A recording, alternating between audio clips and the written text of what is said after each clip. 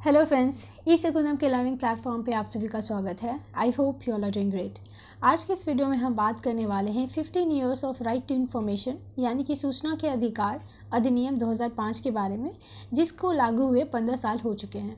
तो चलिए शुरुआत करते हैं। फ्रेंड्स, इस वीडियो को देखने के बाद आरटीआई यानी कि राइट टू इन्फॉर्मेशन से रिलेटेड जितने भी क्वेश्चन फ्रेम हो सकते हैं, जितने भी एस्पेक्ट्स है, आपको उस सारे के आंसर्स मिल जाएंगे, क्योंकि मैंने इसमें सारे जो भी मुद्दे हैं, जो भी एस्पेक्ट हैं रिलेटिंग टू आरटीआई, उसको इसमें शामिल करने की कोशिश की है।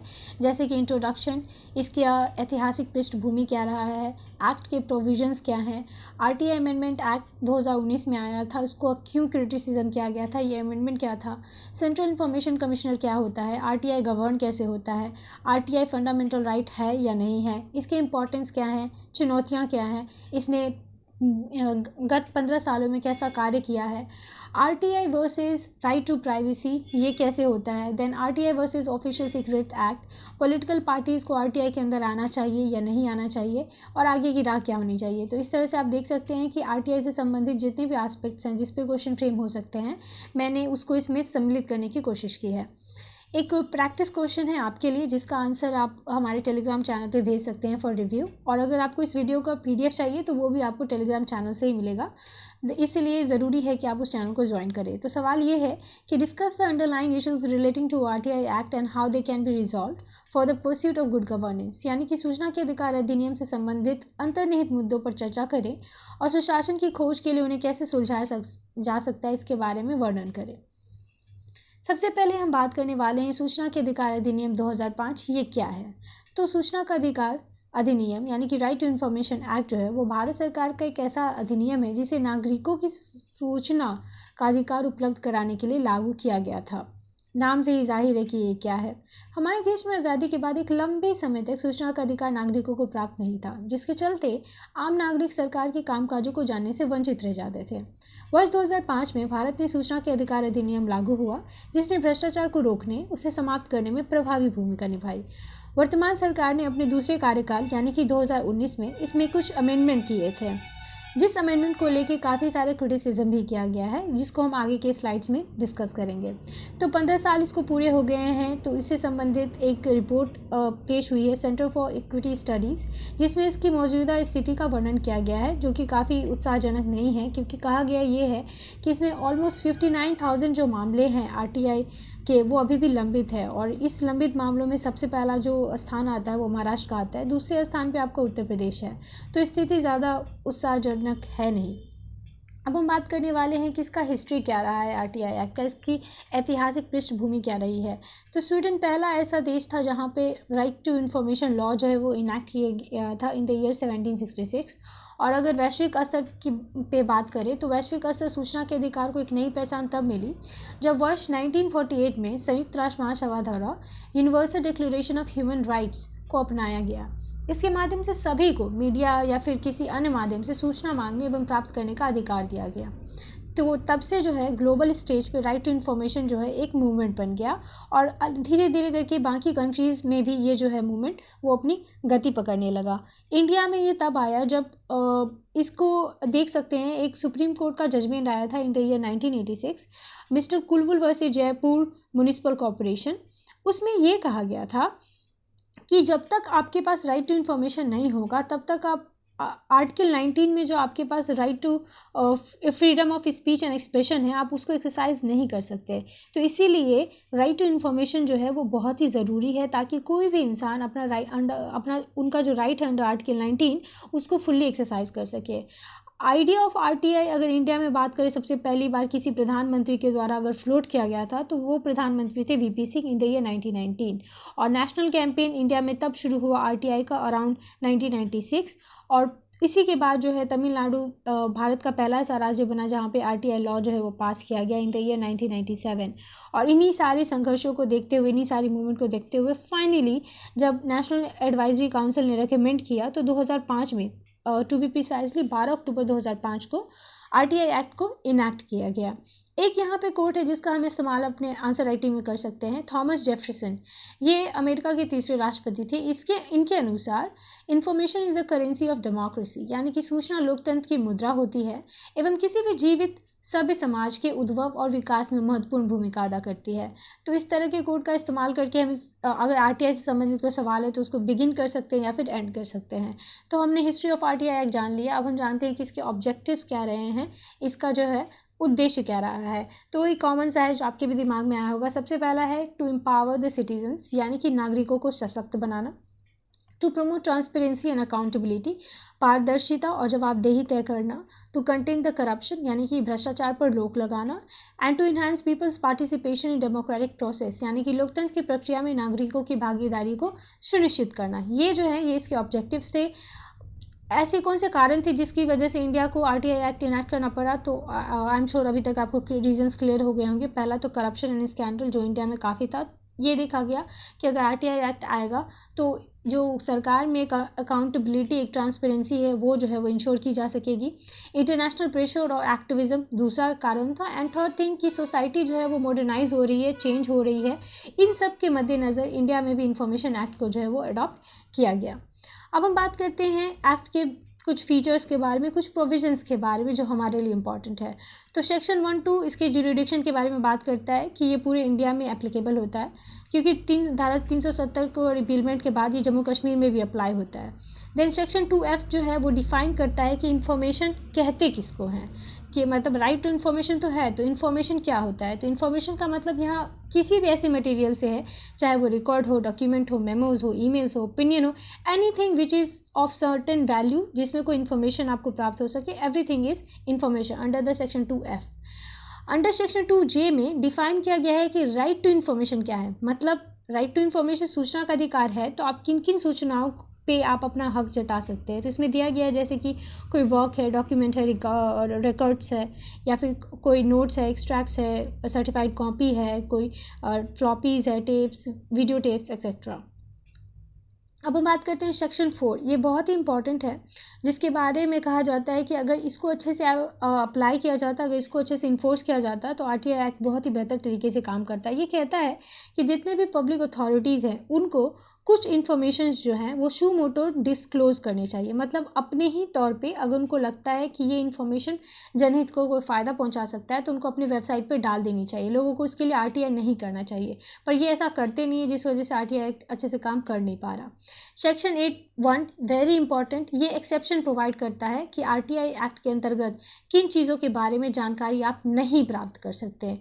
और सेक्शन 8(2) ये भी बहुत इंपॉर्टेंट है, ये इसको नल वॉइड करता है। मतलब सेक्शन 8(1) में कहा गया है कि आप इन चीज़ों के बारे में जानकारी नहीं प्राप्त कर सकते, बट सेक्शन 8(2) में कहा गया है कि अगर वो जानकारी जनहित के लिए बहुत ही इंपॉर्टेंट है, यानी कि एक लार्जर पब्लिक इंटरेस्ट को सर्व करती है, तो जो एक्सेप्शन दिया गया है इन द सेक्शन 8(1) उसको आप खारिज कर सकते हो और जनता को जो है इन्फॉर्मेशन आप प्रोवाइड कर सकते हो। तो section 8(1) and section 8(2) and section 4 ये बहुत ही इंपॉर्टेंट है, इसको आंसर राइटिंग में हम इंक्लूड कर सकते हैं। साथ ही साथ यहाँ पे जो है वो टाइम पीरियड दिया गया है कि जो भी इन्फॉर्मेशन के लिए जब भी कोई एप्लीकेशन आती है तो आपको इन्फॉर्मेशन विद इन 30 डेज़ जो है वो आपको प्रोवाइड करना पड़ता है। और जब बात आती है किसी के लाइफ एंड लिबर्टी की, तब आपको इन्फॉर्मेशन 48 आवर्स में देना होता है। तो ये हमने एक्ट के फीचर्स के बारे में बात कर ली।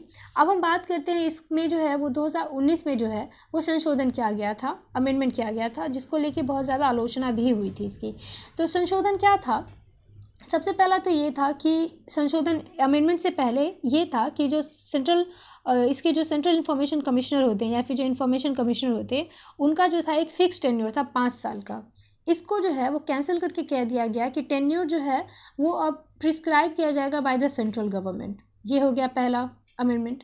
दूसरा अमेंडमेंट ये था कि अमेंडमेंट से पहले ये था कि जितने भी आपके ये चीफ कमिश्नर हैं, चीफ इन्फॉर्मेशन कमीशन या फिर जो इन्फॉर्मेशन कमिश्नर हैं, उनके जितने भी वेतन हैं, भत्ते हैं, बाकी सारी जो सुविधाएं हैं, जो सेवा शर्त है इत्यादि है, वो सारे के सारे जो है उसी तरीके से होंगे जैसे किसी चीफ इलेक्शन कमिश्नर या फिर इलेक्शन कमिश्नर का होता है। पर अब कहा गया है अमेंडमेंट के बाद कि उनकी जो सैलरी अलाउंसेज और अदर सर्विस कंडीशन है वो सेंटर के द्वारा प्रिस्क्राइब की जाएगी। एंड थर्ड थिंग एक और है कि पहले ये प्रोविज़न था कि इनकी जो सेवा के जो भी शर्तें हैं, सेवा शर्त या फिर जो सर्विस कंडीशन है, उसको आप डिडक्ट नहीं कर सकते, बट इस प्रोविज़न को हटा दिया गया। तो आप देख सकते हैं कि किस तरह से सेंटर जो है वो सारा का सारा पावर अपने हाथों में कंसोलिडेट कर रही है। तो अगर सबसे हमने भी पढ़ा है कि अगर आप किसी का भी टेन्योर या फिर उनकी जो सेवा सरते हैं उसको अगर आप सेंटर के भरोसे रखते हैं तो मैनिपुलेशन आसान हो जाता है सेंटर के द्वारा बाय दीज ऑफिशियल्स। तो एक तरह से देखा जाए तो इस पूरे के पूरे अमेंडमेंट के द्वारा इसको डाइल्यूट करने की कोशिश की गई है। ये इसका सबसे बड़ा क्रिटिसिज्म है कि सेंट्रल गवर्नमेंट जो है वो ज़्यादा से ज़्यादा पावर अपने हाथों में रखना चाहती है। अब हम एक और चीज़ के बारे में बात करेंगे, that is central information commission. ये क्या होता है? तो ये जो है इसको इस्टेब्लिश किया गया था बाय द RTI एक्ट 2005। इसी के अंतर्गत ये कोई कॉन्स्टिट्यूशनल बॉडी नहीं है, प्लीज़ रिमेंबर इट। मेंबर्स की अगर बात करें तो इसमें एक चीफ इंफॉर्मेशन कमिश्नर आते हैं और 10 से ज़्यादा इंफॉर्मेशन कमिश्नर नहीं हो सकते। अपॉइंटमेंट जो है वो एक कमेटी के द्वारा की जाती है। उस कमेटी में प्रधानमंत्री आते हैं, leader of opposition in Lok Sabha, विपक्षी दल के जो नेता होते हैं लोकसभा में वो, और एक यूनियन कैबिनेट मिनिस्टर जिसको प्राइम मिनिस्टर के द्वारा नॉमिनेट किया जाता है। तो 3 लोग होते हैं इस कमेटी में जो नाम रिकमेंड करते हैं। उसके बाद प्रेसिडेंट के द्वारा इनकी अपॉइंटमेंट की जाती है। टेन्योर पहले जो था वो 5 साल का था, इसको अब हटा दिया गया। अब कहा गया कि सेंटर के द्वारा प्रिस्क्राइब किया जाएगा टेन्योर, और 65 ईयर्स जो है वो मैक्सिमम एज होगा। पावर्स की अगर हम बात करें तो ड्यूटी जो होती है कमीशन की वही होती है कि कोई कंप्लेन आए तो उसको रिसीव करना एंड उस पर काम करना। कुछ ऐसी चीज़ें होती है जहाँ पे ये सुमोटो कॉग्निजेंस भी ले सकते हैं। और जब बात इंक्वायरी की आती है, समनिंग की आती है, तो उनके पास पावर एक सिविल कोर्ट के बराबर होता है। तो हमने सेंट्रल इंफॉर्मेशन कमीशन के बारे में बात कर लिया। अब हम बात करते हैं कि RTI गवर्न कैसे होता है, इसका पूरा का पूरा स्ट्रक्चर कैसा है। तो मेजर 2 मेन बॉडी हैं जिससे पूरा का पूरा RTI सिस्टम चलता है। पहला तो सेंट्रल इन्फॉर्मेशन कमीशन एंड दूसरा स्टेट इन्फॉर्मेशन कमीशन। अब आपको लग रहा होगा कि जो स्टेट है वो सेंटर के अंदर आता होगा, नहीं ऐसा नहीं है। ये दोनों की दोनों इंडिपेंडेंट बॉडी है, कोई किसी के अंदर नहीं आती। तो please remember, central information commission and state information commission ये इंडिपेंडेंट बॉडी है। CIC यानी कि सेंट्रल इन्फॉर्मेशन कमीशन का कोई जुरिडिक्शन नहीं है स्टेट इन्फॉर्मेशन कमीशन पे। ये जो है CIC ये डायरेक्टली प्रेसिडेंट के अंदर आती है और स्टेट एज ऑब्वियस गवर्नर के अंदर आती है। तो हमने समझ लिया कि RTI का स्ट्रक्चर क्या है। अब हम बात करते हैं कि RTI का इम्पोर्टेंस क्या है, कि 15 साल में इसने क्या काम किया है। तो सबसे पहली बात तो एक जो कल्चर था सीक्रेसी का, उसको हटा के ये शेयरिंग की कल्चर को प्रमोट करता है, यानी कि we are moving from secrecy to sharing and openness. Second thing जो बहुत ही इंपॉर्टेंट चीज़ हुई है वो ये कि अंडर RTI एक्ट 2005 इसके अंदर कोई नई ब्यूरोक्रेसी खड़ी करने की कोशिश नहीं की गई है जो इस लॉ को इम्प्लीमेंट करेगी। बल्कि जो मौजूदा जो आपके पास स्ट्रक्चर है, जो मौजूदा जो ऑफिशियल्स है, उन्हीं को ये मैंडेट दिया गया है कि वो इन्फॉर्मेशन जो है वो डिस्क्लोज करे। तो एक तरह से एक्स्ट्रा ब्यूरोक्रेसी वाली बर्डन यहाँ पे नहीं ला दी गई है। जो थर्ड थिंग है जो हमने ऑब्जेक्टिव्स में बात की वही सारी इंपॉर्टेंस है कि ये एक तरह से जो पार्टिसिपेटरी डेमोक्रेसी है, लोगों का जो लोकतंत्र में जो सहभागिता है उसको बढ़ाने का प्रयास है। जब तक लोगों के पास इंफॉर्मेशन नहीं होगी तब तक आप कह ही नहीं सकते कि लोकतंत्र है। तो ट्रू सेंस में अगर डेमोक्रेसी आपको लानी है तो इसको इस्टेब्लिश करने में, एक गुड गवर्नेंस को इस्टेब्लिश करने में RTI एक्ट ने एक बहुत महत्वपूर्ण भूमिका निभाई है। साथ ही साथ जो poor and weekend section of society है उनको सशक्त बनाने का भी काम किया है। कैसे किया है, जस्ट फॉर एग्जांपल मैं आपको देती हूँ कि अभी कोविड का टाइम था तो कितने सारे इन्फॉर्मेशन आपको चाहिए होते हैं कि जैसे कि PM केयर्स फंड को लेके था, लोगों को इसके बारे में इन्फॉर्मेशन चाहिए। किसी भी चीज़ के बारे में आपको इन्फॉर्मेशन चाहिए, आप RTI लगा के आप उसको प्राप्त कर सकते हैं। थर्ड थिंग है कि इसने गवर्नमेंट को जो है वो अकाउंटेबल बनाया है। बहुत सारे जो करप्शन के चार्जेस है वो उजागर हुए हैं क्रेडिट टू द RTI, जैसे कि 2G spectrum, coal block, Commonwealth games. अगर RTI नहीं होता तो ये सारे खुलासे होते ही नहीं। तो अब गवर्नमेंट को भी लगता है कि अब लोगों के पास ये हथियार है, वो इन्फॉर्मेशन ले सकते हैं, तो they are accountable to people. Corruption अगर होता भी है तो वो उजागर हो जाता है देर सवेर। थर्ड थिंग है कि इसी की वजह से, इस डर की वजह से पब्लिक अथॉरिटीज़ जो हैं वो अपनी डिसीजन मेकिंग को उन्होंने इम्प्रूव किया है। तो ज़्यादा पारदर्शिता और अकाउंटेबिलिटी, रिस्पॉन्सिबिलिटी, ये सारी चीज़ें आई हैं। एंड अगर ओवरऑल चीज़ें हम देखें तो ये सारी की सारी चीज़ें कहाँ जाती है, गुड गवर्नेंस पे। तो वही हमने जो सवाल सबसे पहले देखा था कि गुड गवर्नेंस को ये करता है या नहीं करता, तो आप यहाँ से कुछ पॉइंट्स वहाँ पे ऐड कर सकते हैं। अब हम बात करते हैं कि RTI फंडामेंटल राइट्स है या नहीं है। तो देखिए आरटीआई जो है एक फंडामेंटल राइट है। किस किस आर्टिकल के अंतर्गत? आर्टिकल 19 के अंतर्गत। मैंने आपको याद कीजिए हिस्ट्री में बताया था कि जेनेसिस कैसे हुआ आरटीआई का, वहाँ पे केस था जिसमें सुप्रीम कोर्ट ने कहा था कि अगर आपके पास राइट टू इन्फॉर्मेशन नहीं है, अगर आपके पास सूचना का अधिकार नहीं है, तो आप जो है right to freedom and expression जो है, आपका जो freedom of speech and expression है, आप उसको कैसे एक्सरसाइज करेंगे? आपके पास तो सूचना है ही नहीं, तो आप बोलेंगे क्या, एक्सप्रेस क्या करेंगे? तो इसीलिए राइट टू इन्फॉर्मेशन जो है आपको एक फंडामेंटल राइट है अंडर आर्टिकल 19। ओके, अब हम बात करने वाले हैं कि 15 सालों में इसने क्या काम किया, ये तो हमने देख लिया, पर कुछ चैलेंजेस भी हैं जिसको सॉर्ट आउट करना बहुत ज़रूरी है अगर हम चाहते हैं कि आरटीआई ट्रू सेंस में उस सक्सेस को हासिल करे। तो सबसे पहली चीज़ तो ये है कि ये कहा गया था जब आरटीआई आया था, और ये माना गया था कि एक बहुत ही रिवॉल्यूशनरी स्टेप है। रीज़न बीइंग कि इसमें एक फ़िक्स टाइम है कि 30 दिनों के अंदर आपको जो है वो इन्फॉर्मेशन देनी है। अगर कोई गवर्नमेंट ऑफिशियल ऐसा नहीं करता है तो उसको पेनलाइज़ किया जा सकता है। हाउएवर ये जो टाइम बाउंड नेचर है जो एक्ट का, वो बहुत से कारणों की वजह से ऐसा संभव हो नहीं पाया है। अगर हम सबसे पहले बात करें तो इनकी जो कैपेसिटी है वो बहुत ही ज़्यादा कम है। एक रिपोर्ट के मुताबिक त्रिपुरा में और झारखंड में जो है वो कोई कमिश्नर ही नहीं है, वो कमिश्नर ही नहीं है, तो समझ सकते हैं आरटीआई का वहाँ पे क्या हाल होगा। सिमिलरली बिहार में भी और राजस्थान और उत्तर प्रदेश में भी सिर्फ 4 जो है वो फंक्शनिंग चीफ कमिश्नर काम कर रहे हैं। मतलब वहाँ पे कोई भी जो है यहाँ पे बिहार, गोवा, राजस्थान और उत्तर प्रदेश में विदाउट चीफ इंफॉर्मेशन कमिश्नर जो है ये सारी की सारी जगह पे काम किया जा रहा है।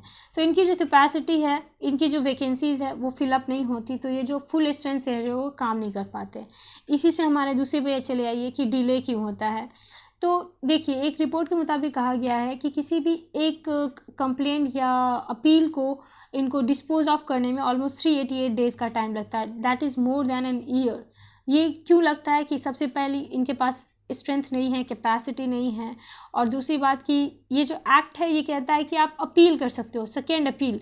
और पहले अपील के लिए तो कहा गया है ना कि अगर आपने पहली बार अपील किया तो 30 दिन के अंदर आपको इन्फॉर्मेशन देंगे, पर आपने दूसरी बार अपील किया तो इसमें कोई टाइम लिमिट फिक्स नहीं है। तो इसकी वजह से जो है किसी भी अपील का या कंप्लेन के डिड्रेसल में या फिर डिस्पोजिंग ऑफ में बहुत ज़्यादा टाइम लगता है, जिस वजह से डिलेज एंड बैकलॉग्स जो है वो बहुत ही ज़्यादा हैं।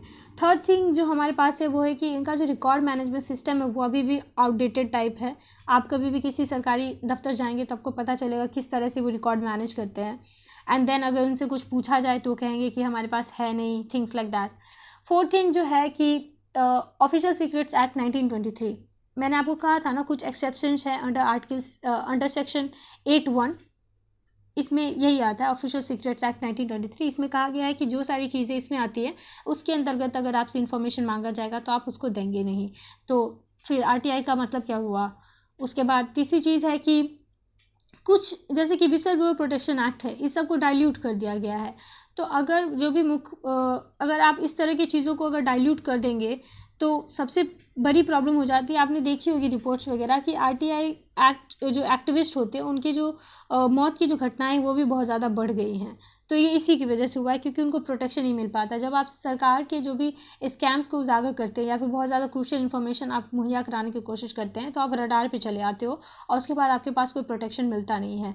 तो ये जो डाइल्यूशन किया गया विषय वो प्रोटेक्शन एक्ट का, ये भी आरटीआई एक्ट को एक बहुत बड़ा सेटबैक है। थर्ड थिंग है कि बहुत सारे लोगों को पता ही नहीं है कि आरटीआई एक्ट भी कोई चीज़ होती है जिसको वो एक्सरसाइज कर सकते हैं अपने फेवर के लिए। तो लिटरेसी एंड अनअवेयरनेस एक बहुत बड़ा मुद्दा है। एंड फिफ्थ थिंग ये है कि आरटीआई एक्ट का बहुत ज़्यादा मिसयूज़ भी होता है। कई बार देखा गया है कि लोग जो हैं वो बेवजह की इन्फॉर्मेशन मांगते हैं, और कई बार जो आरटीआई एक्टिविस्ट होते हैं वो एक्टिविज़म सिर्फ पब्लिसिटी के लिए करते हैं। तो इससे क्या होता है, लोगों का जो टाइम होता है वो ख़राब होता है। जो ऑफिशियल्स होते हैं, जिन लोगों को एक्चुअल में इन्फॉर्मेशन चाहिए उसको बहुत लेट से मिलता है, जस्ट बिकॉज कुछ आरटीआई एक्टिविस्ट जो होते हैं वो काफ़ी फेमस होते हैं, वो कहते हैं कि हमने मांगा हमें नहीं मिला।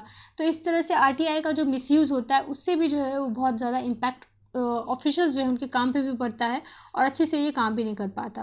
कहा तो ये गया है कि जो गवर्नमेंट ऑफिशियल्स इन्फॉर्मेशन देने से मुकरते हैं उनको पेनलाइज किया जाएगा, और हार्डली किसी को पनिशमेंट मिलती है। तो ये भी एक मुद्दा है। 2019 में जो अमेंडमेंट किया गया जिसमें चंद्र ने सारे के सारे पावर अपने हाथों में कंसोलिडेट कर दिए हैं, उससे आरटीआई एक्ट को बहुत बड़ा सेटबैक लगा है। डाइल्यूशन ऑफ द लॉ ये बहुत ही इम्पॉर्टेंट है। इसका सबसे बड़ा क्रिटिसिज्म यही है कि अब तो आरटीआई बस कहने को है, सेंटर जो है वो सारी चीज़ें अब डिसाइड करती है। एंड इशू एनफोर्सबिलिटी भी है, मतलब इंफॉर्मेशन कमीशन जो है वो पब्लिक अथॉरिटीज़ को सिर्फ डायरेक्शन दे सकती है, बट वो उनको एम्पावर नहीं है कि अगर उनके डायरेक्शन को कोई नहीं मानता तो उनको पेनलाइज करे या फिर उसको इन्फोर्स कर पाए। तो ये सारे के सारे चैलेंजेस है, जैसे कि वैकेंसीज़ बहुत ज़्यादा है, डिलेज़ बहुत ज़्यादा है, डाइल्यूशन हो गया है, लॉ का इलिटरेसी है, मिसयूज़ हो रहा है, पेनल्टी नहीं हो रही है, और कुछ जो एक्सेप्शन है जैसे कि ऑफिशियल सीक्रेट्स एक्ट, उसकी वजह से आरटीआई एक्ट जो है वो सही से काम नहीं कर पा रहा है। अब कुछ जो अलग के मुद्दे हैं वो हम देख लेते हैं, जैसे कि RTI versus right to privacy. तो आपको पता है आरटीआई यानी कि right to information, right to privacy, ये दोनों को देना आपको नहीं लगता विरोधाभास है? एक तरफ आप प्राइवेसी की बात करते हो, एक तरफ आप अपने जो है वो राइट्स मांग रहे हो। तो जो राइट्स आप मांग रहे हो सकता है वो किसी के राइट टू प्राइवेसी के अंदर आता हो।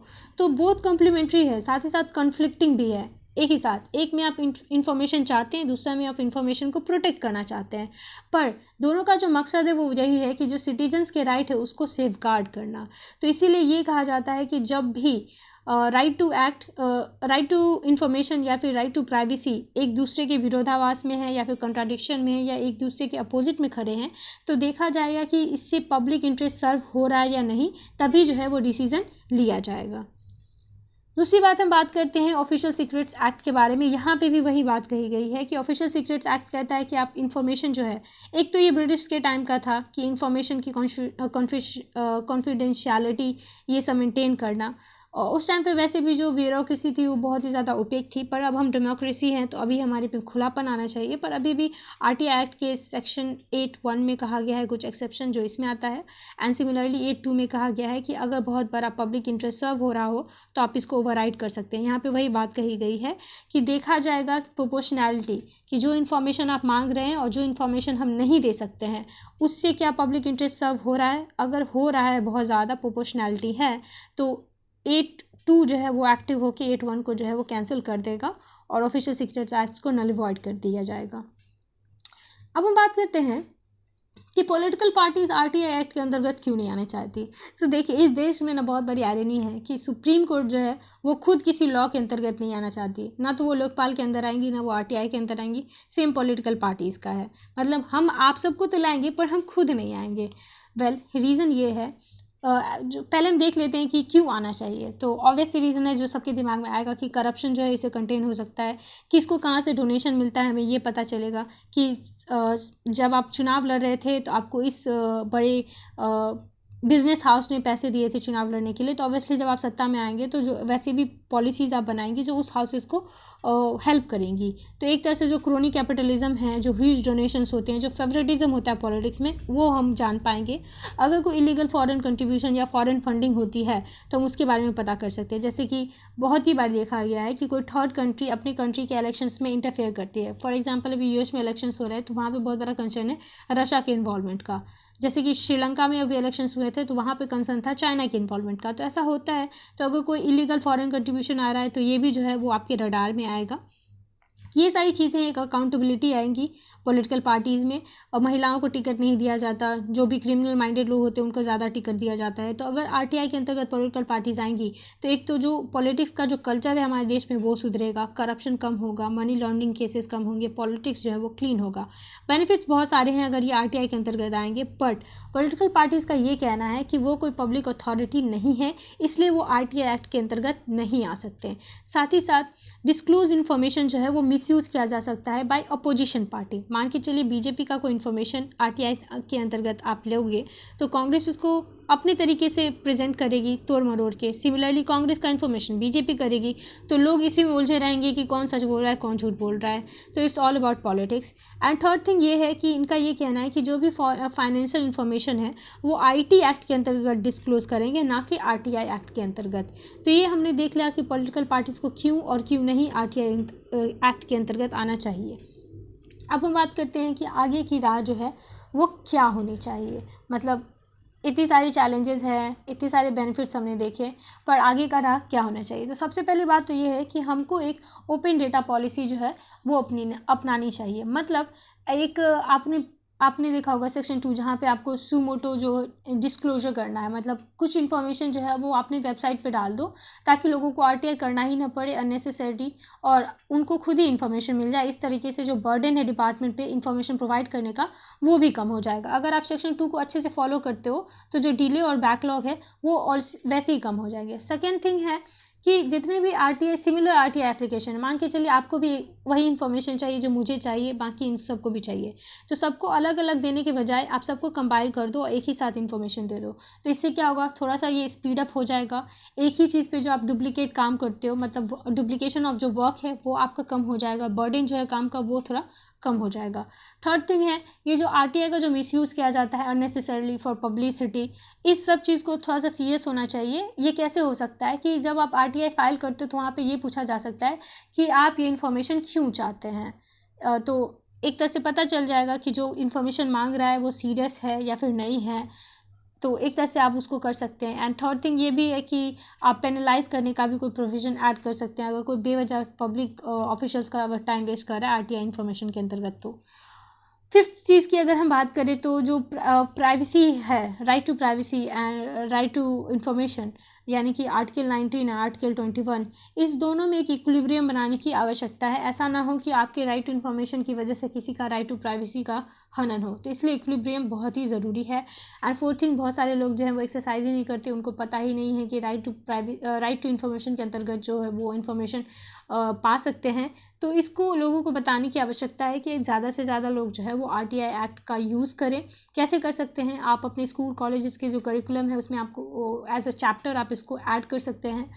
लोगों को जो है एडवर्टाइजमेंट के थ्रू बताया जा सकता है, through radio and television, print media, जिससे ज़्यादा से ज़्यादा लोग जो है वो जागरूक बने, लोगों का जो डेमोक्रेसी में है वो पार्टिसिपेशन बढ़े और हम गुड गवर्नेंस की ओर आगे बढ़े। अब हम बात करते हैं कंक्लूजन के बारे में। तो देखिए, किसी भी लोकतांत्रिक देश में जनता ही सरकार चुनती है और जनता के द्वारा टैक्स के रूप में दिए गए पैसों से सरकार शासन व्यवस्था और देश चलाती है। ऐसे में जनता को ये जानने का अधिकार है कि सरकार उसके लिए कैसे, कहाँ और क्या काम कर रही है। सर्वोच्च न्यायालय भी ने कहा है कि सरकार के कामकाज से संबंधित सूचनाओं तक पहुंच अभिव्यक्ति और अभिभाषण, यानी कि आपके फ्रीडम ऑफ एक्सप्रेशन और आपका जो भी फंडामेंटल राइट्स है, जो आपका लिबर्टी है, उसके अधिकार का ये अनिवार्य अंग है। तो ये आप एज अ कंक्लूजन ऐड कर सकते हैं जब आरटीआई से संबंधित सवाल आते हैं। तो इस तरह से हमने आरटीआई के जितने भी पहलू थे सबके बारे में बात कर ली। Friends, this was end of this video. I hope you find this video informative. Video कैसा लगा कमेंट में लिखकर ज़रूर बताएं। चैनल को सब्सक्राइब करें, वीडियो को लाइक करें, ज़्यादा से ज़्यादा शेयर करें। Happy learning.